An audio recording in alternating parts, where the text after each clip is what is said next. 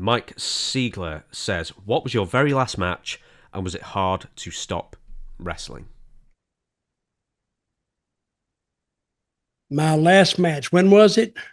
Well, I'm asking you. I mean, it's probably That's within what I'm saying. WWE and you were teaming with Jack Swagger or something. But No. as in like a proper last match where you're actually wrestling. No, I never had a proper last match. Nobody give a shit. I don't mean like a maybe retirement maybe some of them would but... say, God, I hope so. Yeah, it'd say, has Dutch had his last match? And he said, God, I hope so. I don't want to watch that shit again. No, but no, it was never a proper, but I never had a place to have it anyway. I don't mean like a retirement sort of last match, kind of like a big ceremony, but Well, when did that retirement start? 1987?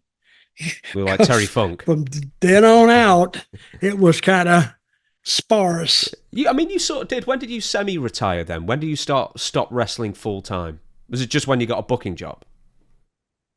Yeah, I get a booking job, and then I would try to see, did I have to wrestle then? Because wrestling's hard. I wrestled and booked in Puerto Rico. Ah, damn, that was hard as hell. And I would go out there and I teach these other guys, if you don't want to do a job, watch me. I will go out there and lay on my back there. It's easier. You say to the guy, oh, I can do a job, but oh no, you're better than that. Okay, whatever. Then I just book him less and less until finally he got the hint that maybe he shouldn't have said that. And he said, Mr. Dash, Mr. Dash, Senor Dash, when I ain't going to go back and get on the cards. Are you just doing Invader? Well, that's what I heard.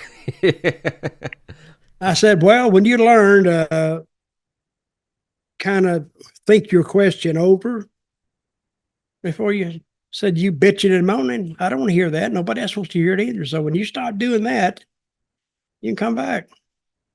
I wasn't mean to him or nothing. I said, yeah, if you hadn't have been a problem, I'd have kept booking you. I'm going to give you the last 3 matches I can see on your list here on Cage Match. Yep. 2011. Hey, Cage Match, whatever it is, they're the shits at history. I don't know where they get this information, but it's not accurate. They never call me. Well, I don't think they call anybody. No, okay. Yeah. So, 2011, Steel Cage Match. Dutch Mantell defeats Bill Dundee at Crossfire Tribute to the Fairgrounds in the Tennessee State Fairgrounds. Do you remember this in 2011? Did I win? Yeah, you won. Oh, I did? Yeah. Do you remember it? Still don't remember it. Okay. Your second to last match before WWE, Eric Draven and Mr. V defeat Dutch Mantell and the Texas Outlaw in Madison, Indiana. Do you remember that? I kind of remember that for some godforeseen reason. I'm trying to find out who the Texas Outlaw is. And the last What's the name of that town? Where was it? Madison, Indiana. Oh, God. Horrible. And the last one before you went to WWE, and you might remember this one. You and your partner, I'll tell you who you fought first, Gary Valiant and Tony Falk defeat... you defeated them, Dutch Mantell, and your partner, Josephus. Josephus. I kind of remember that. Yeah. So, apart from WWE, that seemed to be your last proper pro wrestling match. And how long were they apart? 2012 was when that happened. All of them? The last 3, I don't know, that's within a span of a year. But you probably had more on the indies or whatever. But yeah, that was also in Nashville, Tennessee, at the Stadium Inn. You and Joe Severs. You know what the Stadium Inn was? No, it sounds like a hotel. It sounds like it's really a crack hotel. That's what it is. Because it sits right between the interstate and downtown. There's nothing else on that strip. It's just you go in a road and the river's there, so there's nothing there. And then on the other side of the river, that's when the downtown starts. So, and it is just a really flea bag hotel. It's what it was. And the guy, he said, "Hey, I want to have wrestling," and they rented it to him for $100 a week, I guess, or whatever. And then they'd go have matches. Draw nobody, there'd be nobody there, but he still ran it. There you go. Well, that was your last match, aside from WWE, in a Fleabag hotel, teaming with Joe Severs, but at least you won, defeating Tony Falk. At least I won. Yes.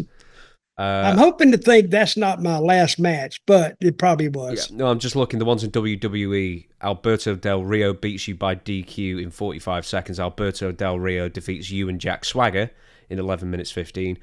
In a triple threat match, Ricardo Rodriguez defeats Biggie Langston and Zeb Colter, which I don't have any recall of. And then on SmackDown, Alberto Del Rio and Ricardo Rodriguez defeat Biggie Langston, Dolph Ziggler, and Jack Swagger and Zeb Colter. And Ricardo Rodriguez defeats Zeb Colter via DQ in 1 minute 44. And your last ever match, Alberto Del Rio and Ricardo Rodriguez versus Jack Swagger and Zeb Colter, ends in a no contest in a sizzling 1 minute 16.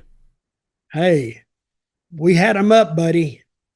We had them up. Then the match started. Then they all started running back because it's, hey, it's only going to go a minute. Get back. And everybody run back to the seat. So it looked like chaos out there. But at least we created some stir amongst the fans. There you go. At least it was a no-score draw. You didn't end on a loss. And on that note, we're not going to end on a loss either. Thank you very much, everybody, for watching. If you want your questions... Now, thinking of what you're saying now, I'm going to book a card myself. I'm going to get in the ring, and I'm just going to have a guy stand there. He could just be a homeless guy off the street. Dress him up like Ric Flair. No, yeah, exactly, except it'll be better. And then I'm going to hook him in a small package. 1, 2, 3, I'm going to get up. And then my fireworks is going to go off and my little things that sparkle and all this kind of stuff. And I'll have somebody come in and give me some flowers. And so that's my last match. We can write it off like that. I don't know why, really thinking about that. I don't know why most guys like me don't have their host their own match. I think, be a couple of hundred people come to see me anyway. It's the last match. We're going to film it. And then I said, we're going to film it for, what would be a good thing to film it for? OnlyFans. I could do that. Or what's that other? What's that educational channel? NBG National. It's called something National Geographic or something. Even though it's just inside of a pool room, it don't matter. But anyway, I might do that. So stay tuned for that.